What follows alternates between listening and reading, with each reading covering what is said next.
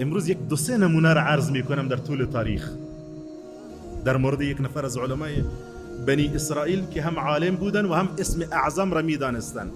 شما با نامش هم آشنایی دارین، بلعم بن بعورا. آنچه که در روایت های اسرائیلی آمده است بیش از 4000 کتاب را یاد داشت، عالم بود، اسم اعظم را یاد داشت. اسم اعظم اسمی است که پیامبر فرمودن هر کسی آن را یاد داشته باشد و به آن دعا بکند الله سبحانه و تعالی اجابت میکند. این اسم را یاد داشت، اسم اعظم را یاد داشت، اما دچار فتنه ای شد، در مقابل موسی علیه السلام قرار گرفت. اطرافیان جمع شدن، گفتم ای بلعم در مقابل موسی علیه السلام یک دعایی بکن، دستایت را بلند کن که الله موسی را ناکام کند، موسی علیه السلام را ناکام کند. او را طمع دادند و گفتند اطرافیانش تا اینکه دستهایش را بلند کرد. در روایت اسرائیلی داریم که دستهایش پس برگشت به سینه‌اش و داخل شکمش فرو رفت. آنچه که اکثریت مفسرین میگویند این آیت در مورد ایشان نازل شده است. الله سبحانه و تعالی میگوید فمثله کمثل الکلب، مثال این انسان مانند سگواری است دور از رویتان. ان تحمل علیه یلهث او تترکه یلهث، اگر او را بر بالایش حمله بکنید هم زبانش بیرون کده است و نفس میزند، اگر او را رها بکنید هم زبانش را بیرون کده است. از تشنگی آویزان است.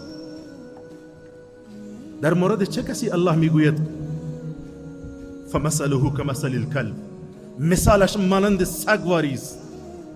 در مورد یک ولی از اولیاء الله، در مورد کسی که اسم اعظم را یاد داشت، در مورد کسی که بیش از 4000 کتاب را بلد بود و حفظ کرده بود، او در امان نماند. الله او را مبتلا کرد، او مغرور شد، او فریب خورد. من و تو هم در امان نیستیم. بناء عزیزان، به کسی میگویم که دنبال قدرت و ریاست و مال و ثروت است، اگر برای دیگران وفا میکرد والله امروز به تو نمیرسید و باقی میماندن بر قدرت هایشان. الله ما را برای عبادت و بندگی آفریده است. و ما خلقت الجن والانس الا لیعبدون، من جن و انس را نیافریدم مگر اینکه برای عبادت آفریدم. همه ما باید بدانیم که روزی ما را بالای شانها حمل می کنند و تک و تنها ما را در قبر تنگ و تاریک می مانند و بعد از من و شما پرسان می شود کل من علیها فان. همه می میرند، علما می میرند، رؤسای جمهور می میرند، قدرتمندان می میرند، مالک دلار و دینار می میرد، همه ما می میریم. کجایند پادشاهان؟ کجایند آنانی که بر دیگران حکومت می کردند؟ کجایند پیامبران گذشته؟ کجاست محمد رسول الله صلی الله علیه و سلم که الله به پیامبر من میگوید انک میت و انهم میتون؟ تو هم می میرید پیامبر، و اینهایی که در اطراف تو هستند اینها هم می میرند. هارون الرشید مثال دیگه را عرض می کنم. هارون الرشید، ببینید صحبتم در مورد یک والی کدام شهر نیست، صحبتم در مورد یک رئیس جمهور کدام وطن نیست، کدام کشور. صحبتم در مورد کسی است که یک امتی را رهبری می کرد، کشورها را رهبری می کرد، مسلمانان تحت سلطه او بودن، همه آنها با یک اشاره او می چرخیدن و در گردش بودن. این شخص مریض می شود، مریضی بر او تشدید می شود، مریض می شود. هارون الرشید برای علاجش اتباع حاضر می شوند، همه تلاش می کنند تا او را تداوی بکنن، اما تداوی اینها هیچ نتیجه نمی دهد. همه اینها یکی دیگر را نگاه می کنند ولی هیچ فایده ندارد. سبحان الله. چرا که انما امره اذا اراد شیئا ان یقول له کن فیکون. چون وقتی که اراده او شود فقط میگوید کن فیکون، شو می شود، خلاص. دکترها از هر جا آمدن، اما سوال این است که آیا اطباء نمی میرند؟ آیا دکترها نمی میرند؟ آنچه که تا الان دیده شده است، دکتر قلب را الله با قلب هلاک کرده است و از بین برده است. کسی که مریضی قلبی مردم را معالجه می کند خودش از مریضی قلبی می میرد. کسی که مریضی شکر دیگران را تداوی می کند بعد خبر می شویم که خودش از مریضی شکر وفات کرده است. کسی که مریضی سرطان دیگران را تداوی می کرد او خبر می شویم دیده شده است که او خودش با مریضی سرطان مبتلا شده است و از دنیا رفته است. بله عزیزان، همه می میرن. خلاصه اینکه دکترها آمدن پیش هارون الرشید، همه از علاج هارون الرشید و از تداوی او عاجز ماندن. همه یک دیگر را نگاه میکردن و هیچ کاری را نمیتوانستن انجام بدهن. دستور داد تا قبری برایش حفر بکنن برای هارون الرشید. قبری را برایشان حفر کردن. دیدن که مردم در موردش گپ میزنن که هارون الرشید مریض شده است و شاید بمیرد. به خاطر که به مردم نشان بده که نخیر هارون الرشید هنوزم قوی است، گفت مرکبی را بیاورین. مرکبی را آوردن تا سوار شود. همین هر چی که کوشش کرد نتوانست بر بالای مرکب سوار شود. فرمود انزلونی انزلونی هذا الموت، مرا پایین کنین، پایین کنین، این مرگ است، این مرگ است. سپس او را پایین می کند، می رود کنار قبر.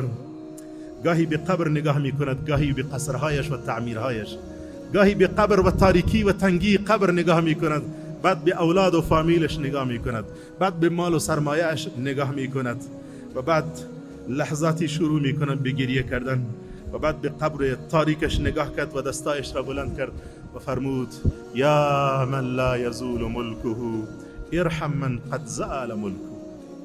ای انزاتی که ملکش دائم است، رحم کن بر کسی که ملکش در حال رفتن است، پادشاهیش در حال رفتن است. بله عزیزان، بعد می میرد. نهایت هر مخلوق مردن است. بناهن باید تقوا را در پیش گرفت، باید تقوا را در پیش گرفت. همه ما میدانیم میگه پاره اینا تکرار محض است برای اینکه به یاد ما بیاید، وگرنه این را بار بار شنیدیم. این صحبت ها را ما مرگ را فراموش کردیم، ما آخرت را فراموش کردیم، وگرنه در وطن ما این حال نمی بود. عزیزان، بسیاری از پادشاهان بودند که دنیا به یک انگشتشان میچرخید اما نهایتشان هلاکت بود. بسیاری در آخرین لحظات عمرش آرزو میکردند که ای کاش که رئیس نمی شدن، ای کاش که رهبر نمی شدن، ای کاش که فلان قدرت را به دست نمی گرفتن، ای کاش که مسئولیت چند نفر را به دوش نمی گرفتن. آرزو می کردن. در مورد یک نفر اهل علم نوشته کردن، اهل علم، جالب است، بسیار قدرتمند اما ظالم، بسیار قدرتمند اما ظالم. با یک انگشت که بالا و پایین می کرد دنیا را می چرخانید، امر و نهی می کرد، غرور و تکبر وجودش را فرا گرفته بود، تا جایی که بر بندگان خدا ظلم می کرد. در اوج جوانی قرار داشت، جوان بود، غرور وجودش را فرا گرفته بود. الله او را به یک مرض بسیار بزرگی مبتلا کرد. دکترها از تمام جهان جمع شدن تا او را تداوی بکنن، نتوانستن او را تداوی بکنن. مرضش به جایی رسید که حتی نمی توانست انگشت خود را بالا بکند، انگشتی که تا دین روز با او دنیا را می چرخانید، اما الان نمی توانست که انگشت خود بالا بکند. سبحان الله. خانواده و فامیلش را جمع می کند، زن و فرزندانش را جمع می کند، می گوید که من می میرم اما قبر مرا بسیار حفر بکنید. من تأسفم به خاطر این است که بسیار مغرور بودم، من باور نمی کردم که در این جوانی مرگ به سراغ ما بیاید. من خود جوان بودم، باور نمی کرد که مرگ به جوانی به سراغ ما بیاید، اما الان می میرم. قبر مرا حفر کنین و لحد نزنین، بلکه مستقیم خاک را بر روی ما بیاندازین. شاید این چهره خاکالود مرا الله ببیند و بر من رحم بکند. و بعد میگوید بعد از 3 روز بیایید که دندانهای ما تغییر کردن، موهای ما تغییر کردن، چشم ما تغییر کرده است، رنگ و پوست ما تغییر کرده است. بعد میبینید که دیگه هیچ چیزی باقی نمیماند. بله عزیزان، انسان موفق کسی است که خدا او را توفیق داده باشد، بالاخص در امر قدرت، در امر قدرت.